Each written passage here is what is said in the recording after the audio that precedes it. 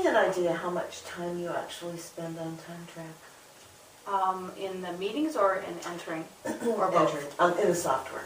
In the software, probably takes me 2 to 3 minutes to enter each day, and then about 10 minutes to print up reports as needed. So 30 or 40 minutes a week. Yes, it's not that much time. The reason why I'm asking, obviously, they're going to be missing you next year. Yes, they are. And health attendant. And I'm going to be working with Paulina on transitioning from a Model 1, which is having you, a person, to a Model 3, which is where someone else does TimeTrack. And so I often ask people, how much time does TimeTrack really take you to do that? Well, our focus has definitely shifted to planning for next year.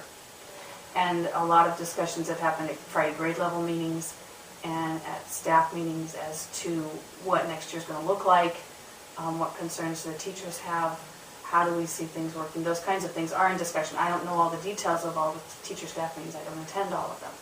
I have been to leadership meetings. We've had those, and those have been lengthier.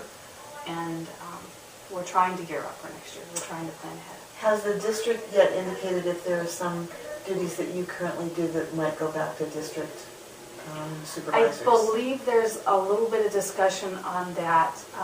For instance, evaluations for classified staff. I believe the current thought on that is it will be a mutual discussion between the principal of the site and the supervisor of that area of responsibility, either kitchen or custodial, and they will meet together and develop the evaluation. The principals have voiced it that they do want to be involved. They still want things to remain site-based as long as possible. Now, if our school secretary were to take over the duties, which is my assumption at this time, she probably can do it in less time than I can. She's faster on the keyboard and does a lot more data entry on a regular basis than I do. So I think she would probably be even faster at it. Well, that's my next question, actually, because I'm going to ask Paulina to really open up her thought process. Obviously, if the secretary is the right person to do it, then that's fine. But it doesn't have to be. We've had schools where a teacher does just TimeTrack, they just have access to GroupWise, and has some kind of a schedule where it allows a daily meeting of 10 or 15 minutes a day. There's one school who uses a parent liaison. I mean, there are a lot of alternatives, because what you want is somebody who will push the principal a little bit to continue to make instruction a priority, which will be a bigger challenge. It will be a huge challenge. Yeah.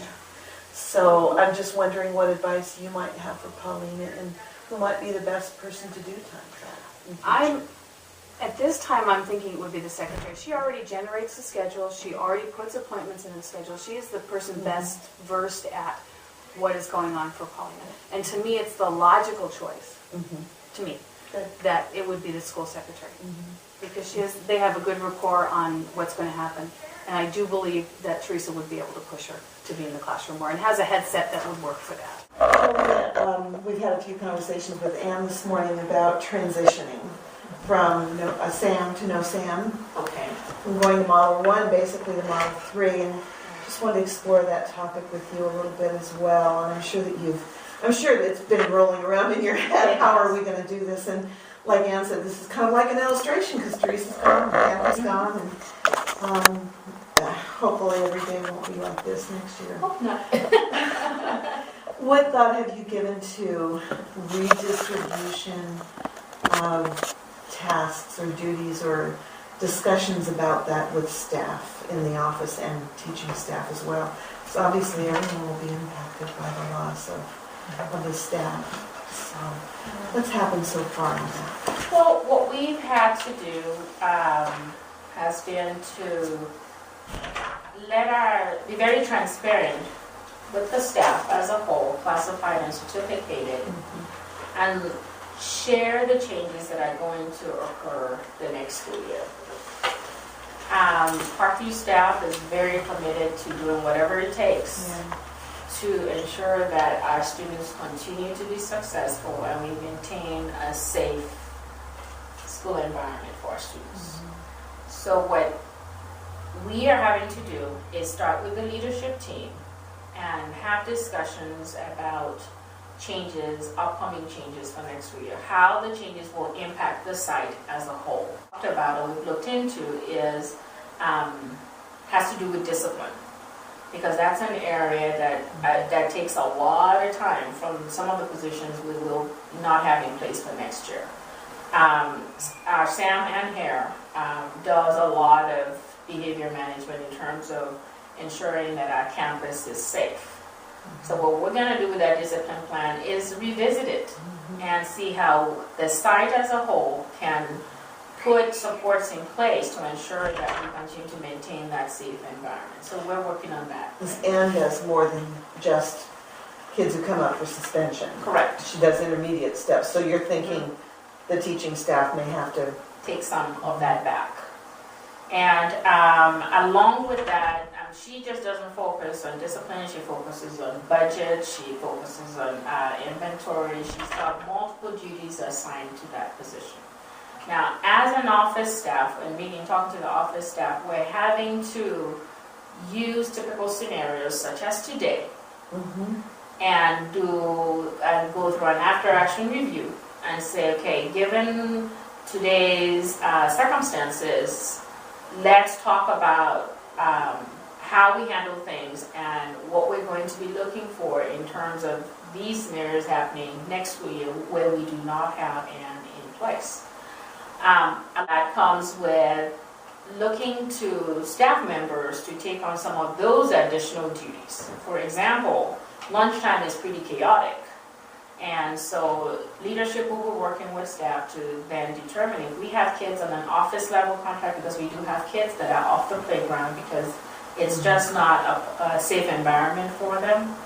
And here is having to support those kids. So teachers obviously will have to then come up with alternative options to manage.